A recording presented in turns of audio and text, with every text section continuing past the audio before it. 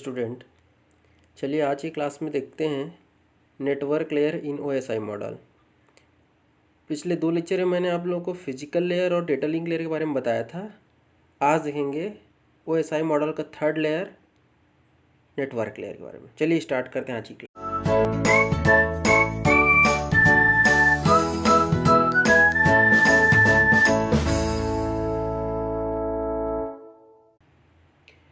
Network layer OSI model का तीसरे number का लेयर होता है, जहां डेटा आपके पैकेट के फॉर्म में होता है, इसीलिए इसको पैकेट यूनिट भी कहा जाता है। नेटवर्क लेयर का मुख्य जो काम होता है वह नेटवर्क कम्युनिकेशन के लिए रिस्पॉन्सिबल होता है।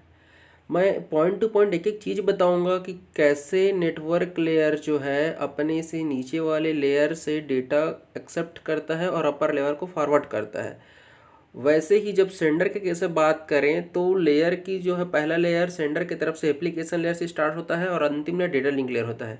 बट रिसीवर की तरफ से हम यदि देखें तो हमारा पहला लेयर डेटा लिंक लेयर होता है और अंतिम लेयर एप्लीकेशन लेयर होता है।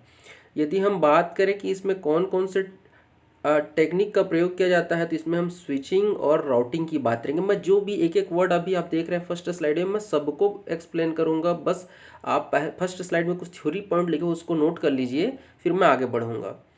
नेटवर्क लेयर जो है हमारा वो आईपी एड्रेस प्रोवाइड करता है। प्रत्येक जो नोड नेटवर्क में पार्टिसिपेट कर रहे हैं उन सबका अपना एक आईपी एड्रेस होता है जो यूनिक होता है। नेक्स्ट पॉइंट की ओर बढ़ते हैं। नेटवर्क लेयर में जो डेटा होता है वह पैकेट के समूह के रूप में होता है और इन पैकेट को सोर्स से डेस्टिनेशन तक पहुंचाने का काम नेटवर्क लेयर होता है। देखिए, सोर्स भी एक नोड होता है और डेस्टिनेशन भी एक नोड होता है। तो ये सोर्स है और हमारा ये डेस्टिनेशन, इसी को हम सेंडर और रिसीवर भी कहते हैं। तो हमारा जो है पैकेट को यहाँ से यहाँ तक ट्रांसफ़र करना है, यही मुख्य काम है हमारा नेटवर्क लेयर का। तो चलिए अब मैं आपको इसको प्रैक्टिकली करके दिखाने की कोशिश कर रहा हूँ, आप इत्मीनान से सुनिए। देखिए, मैं यहाँ से आपका जो मुख्य रिस्पॉन्सिबिलिटी होता है नेटवर्क लेयर का, आप रिस्पॉन्सिबिलिटी भी कह सकते हैं या उसका फंक्शन भी कह सकते हैं। तो जिसमें सबसे पहला हमारा फंक्शन है, यहाँ मैंने नीचे लिखा हुआ है होस्ट टू होस्ट डिलीवरी कहते हैं, सोर्स टू डेस्टिनेशन डिलीवरी कहते हैं और मशीन टू मशीन डिलीवरी भी कहते हैं। मैं आपको एक बार रिकॉल कराना चाहता हूँ कि कल के क्लास में मैंने बताया था कि सपोज करिए 2 अलग अलग नेटवर्क है, नेटवर्क ए और नेटवर्क बी। यहाँ नेटवर्क ए में हमारा एक कोई नोड है A2, वो यदि नेटवर्क बी में कोई नोड है B1, उससे यदि कम्युनिकेशन करना चाहता है, डेटा या इन्फॉर्मेशन शेयर करना चाहता है, तो इसको डायरेक्ट सेंड नहीं कर सकता था। कहाँ पे? डेटा लिंक लेयर में। वो क्या करेगा, वो होप टू होप यहाँ से यहाँ तक R1 राउटर तक जाएगा, देन राउटर 1 टू राउटर 2 जाएगा, देन राउटर 2 से फिर B1 तक जाएगा। तो ये हमारा डेटा लिंक लेयर का काम था। बट डेटा लिंक लेयर के अलावा जो हमारा थर्ड लेयर है उसका मुख्य काम क्या है, तो ये कहता है हमारा होप टू होप डिलीवरी। मतलब A2 का यदि A2 एज ए सेंडर काम कर रहा है और B1 यदि रिसीवर काम कर रहा है, तो हमको A2 से लेके B1 तक डेटा को कैसे डायरेक्ट ट्रांसफ़र करना है, यही मुख्य रिस्पॉन्सिबिलिटी होती है हमारा नेटवर्क लेयर का, जिसको हम लोग होस्ट टू होस्ट डिलीवरी या सोर्स टू डेस्टिनेशन डिलीवरी कहते हैं। अब हम बात करेंगे कि यहाँ पे डायरेक्ट A2 B1 से कैसे कम्युनिकेशन करेगा। तो मैं आपको बता दूं, इससे पहले वाले स्लाइड में मैंने जो पॉइंट लिखा था, जो स्विचिंग लिखा हुआ है, जो राउटिंग लिखा हुआ है, जो आईपी एड्रेस लिखा हुआ है, इसी की मदद से ही हमारा जो होता है वो नोड टू नोड, जो हमारा जो सोर्स से डेस्टिनेशन के बीच में जो डेटा ट्रांसफ़र होता है, जिसको हम लोग होस्ट टू होस्ट डिलीवरी कहते हैं, ये पॉसिबल हो पाता है स्विचिंग टेक्निक की मदद से, आपका राउटिंग टेक्निक की मदद से और इंटरनेट प्रोटोकॉल की मदद से। तो मैं एक एक पॉइंट को एक्सप्लेन करते जाऊंगा, आप ध्यान से सुनिएगा। देखिए, यहाँ पे ज़रूरी नहीं है कि यहाँ पे देखिए मैंने सिर्फ 2 राउटर ही लगा कर रखा हुआ है। हो सकता है यहाँ पर R3 हो, यहाँ पे R4 हो। थोड़ा इत्मीनान से सुनते चलिए, क्या जल्दी है नहीं। ये देखिए ऐसा है, फिर ये ऐसा बना हुआ है। तो देखिए, स्विचिंग का मतलब होता है पैकेट स्विचिंग। देखिए, हमने कहा कि नेटवर्क लेयर में जो पैकेट होता है कौन से फॉर्म, जो डेटा होता है वो पैकेट के फॉर्म में होता है, ठीक है। तो पैकेट जो होता है उसको हम लोग क्या करेंगे, एक होस्ट से दूसरे होस्ट तक हमको ट्रांसफ़र करने के लिए हम क्या करेंगे, हम छोटे छोटे पैकेट बनाते हैं और उन पैकेट को हम क्या करते हैं, फिर ट्रांसफ़र करते हैं। ये हमारा पैकेट स्विचिंग कहलाता है। ठीक है क्या? चलिए देखते हैं, मैं एक एक अब यहाँ पे फंक्शन की और बात करता हूँ। आप उम्मीद है आप लोगों को होस्ट टू होस्ट क्लियर हो गया होगा।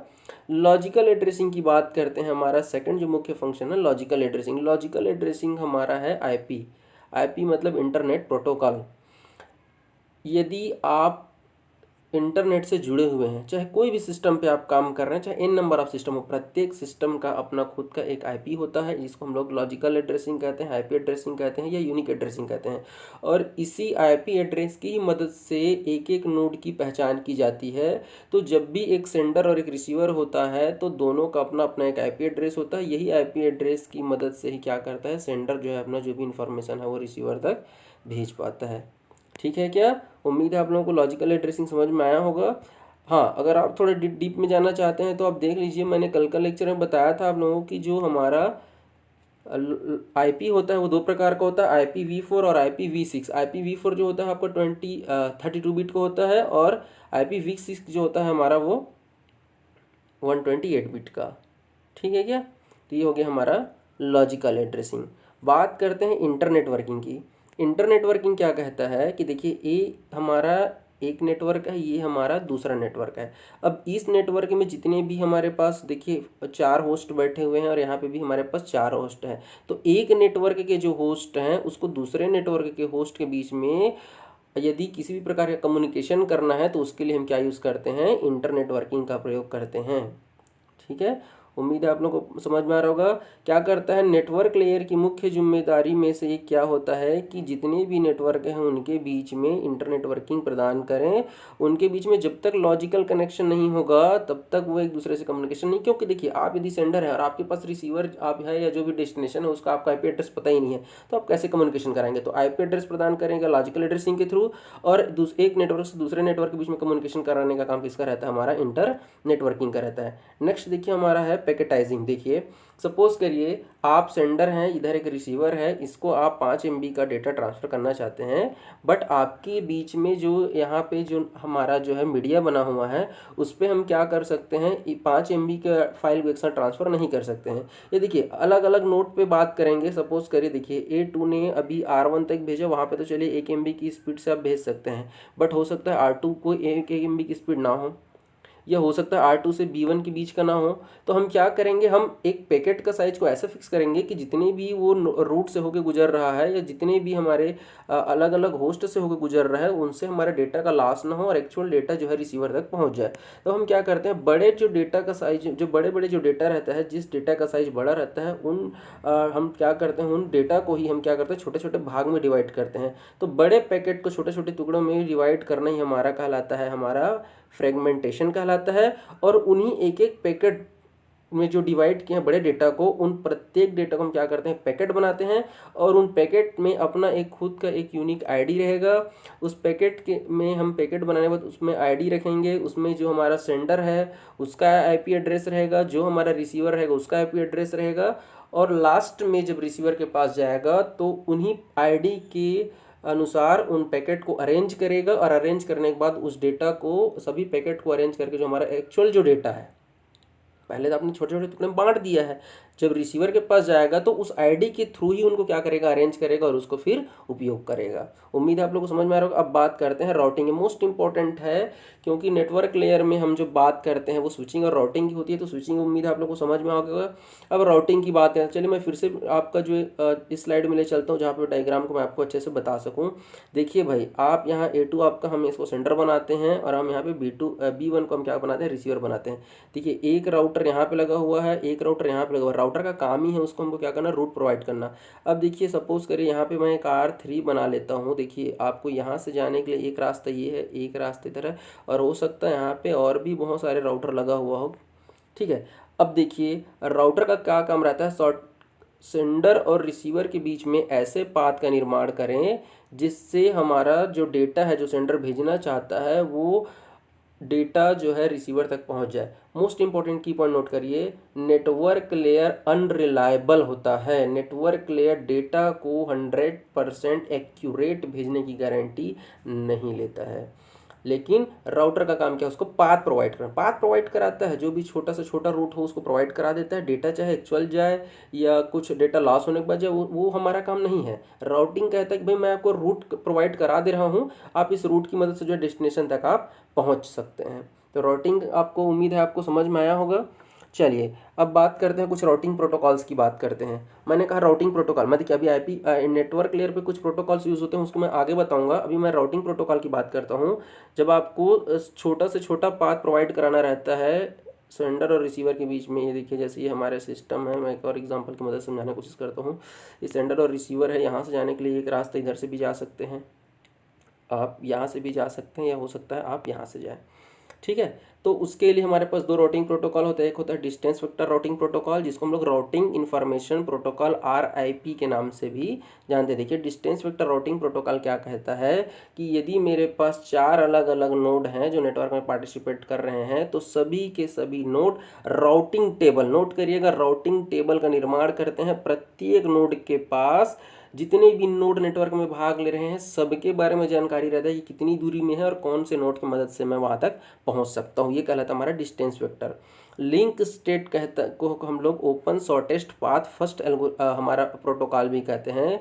लिंक स्टेट जो राउटिंग प्रोटोकॉल होता है वो हमारा क्या करता है, मतलब उसको पास जो है अलग से वो टेबल का निर्माण नहीं करता है। देखिए डिस्टेंस वेक्टर क्या करता है, यदि उसके 4 नोड है तो एक के पास उससे जुड़े हुए 2, 3 और ये 4 हैं, इन सब का इन्फॉर्मेशन रहेगा। बट यदि आप लिंक स्टेट यूज़ करते हैं तो यदि ये 1 है हमारा, देखिए मैं इसको मिटा देता हूँ यहाँ पे, देखिए 1, ये 2 है, ये 3 है और ये 4 है। यदि मैं यहाँ पे डिस्टेंस वेक्टर लगाऊँ तो 1 के पास 2, 3, 4 का भी टेबल रहेगा, 2 के पास 1, 3, 4 का रहेगा, मतलब प्रत्येक नोड के पास प्रत्येक का टेबल, और एक के पास 2, 3, 4 सबकी जानकारी रहेगा, चाहे उस रूट से जाए या ना जाए। बट लिंक स्टेट क्या कहता है, यदि मेरा नेबर 2 और 3 है तो मैं केवल 2 और 3 तक ही अपना जो इन्फॉर्मेशन उसको शेयर करूंगा, मुझे 4 से कोई मतलब नहीं है, क्योंकि मैं 4 से डायरेक्ट कनेक्ट नहीं हूँ। क्लियर है क्या? यदि आपको राउटिंग प्रोटोकॉल पे सेपरेट वीडियो चाहिए तो आप मुझे कमेंट करके बता दीजिएगा। चलिए अब ये तो बात हो गई राउटिंग प्रोटोकॉल की, बट आप यदि नेटवर्क लेयर पे काम कर रहे हैं तो नेटवर्क लेयर पे और भी प्रोटोकॉल यूज़ होते हैं। मैंने आपको एक प्रोटोकॉल बताया है, इंटरनेट प्रोटोकॉल, ये तो है ही है, मोस्ट इंपॉर्टेंट और सबसे ज़्यादा यूज़ IP है। इसी पर बेस्ड और कुछ प्रोटोकॉल के नाम बता रहा हूँ, आप चाहे तो नोट कर सकते हैं। सबसे पहला है हमारा IGMP। क्या है हमारा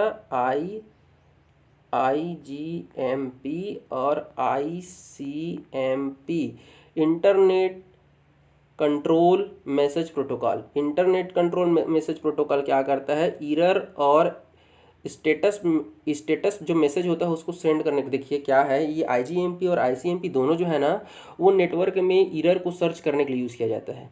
किसी भी प्रकार का सर्च आएगा, एरर आएगा, ये स्टेटस मैसेज रहेगा, उसको सेंड करने का काम रहेगा इंटरनेट कंट्रोल मैसेज प्रोटोकॉल का।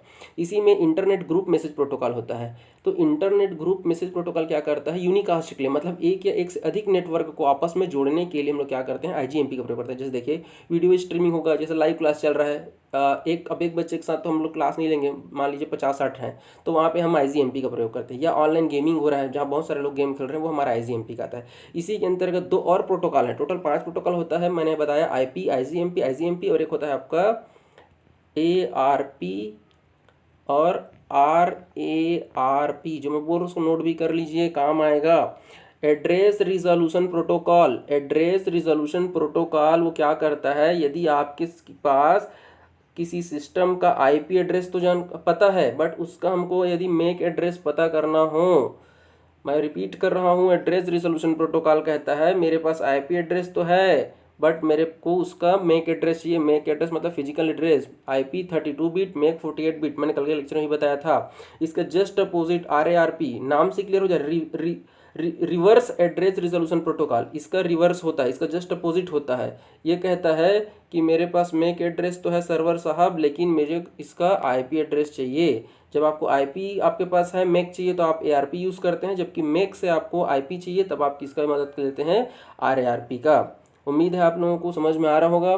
चलिए आप लोग के लिए कुछ मैं होमवर्क दे रहा हूँ, जिसको आप मुझे कमेंट बॉक्स में करके बताएंगे कि जो हमारा IPv6 वर्जन 6 है, मैं फिर से रिपीट कर रहा हूँ, IPv6 जो है हमारा इंटरनेट प्रोटोकॉल वर्जन 6 जो है वो कितने बीट का होता है। ठीक है, बीट बताना है आपको, और आपके लिए एक और जो है होमवर्क में देता हूँ आप लोगों को।